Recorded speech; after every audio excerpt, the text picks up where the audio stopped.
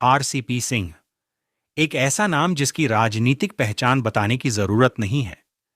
कभी वे मुख्यमंत्री नीतीश कुमार के सबसे भरोसेमंद सहयोगी माने जाते थे।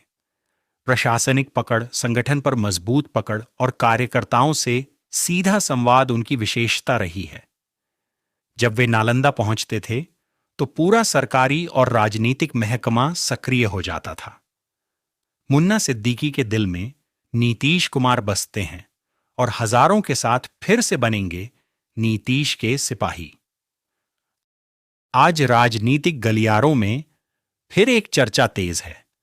लोग सवाल कर रहे हैं कि अगर आरसीपी सिंह जदयू में बने रहते तो क्या बिहार की राजनीति का समीकरण कुछ और होता।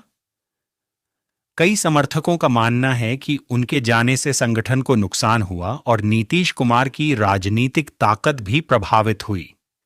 हालांकि यह एक राजनीतिक धारणा और जनचर्चा है जिसकी अलग अलग व्याख्याएं हो सकती हैं। हाल के दिनों में नीतीश कुमार और आरसीपी सिंह की मुलाकात की तस्वीरें सामने आने के बाद नालंदा सहित कई क्षेत्रों में अटकलों का दौर शुरू हो गया है। जदयू के कुछ पुराने कार्यकर्ता और समर्थक चाहते हैं कि दोनों नेताओं के बीच फिर से पुराने रिश्तों की गर्माहट लौटे और संगठन को नई मजबूती मिले।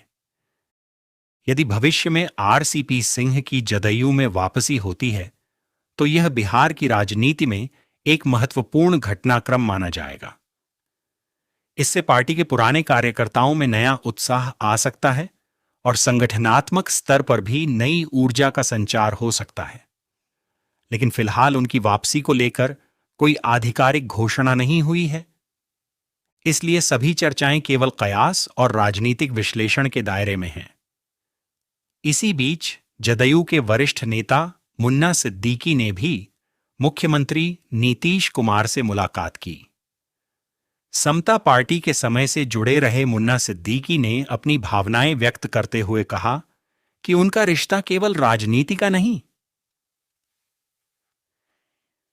बल्कि आस्था और सम्मान का है।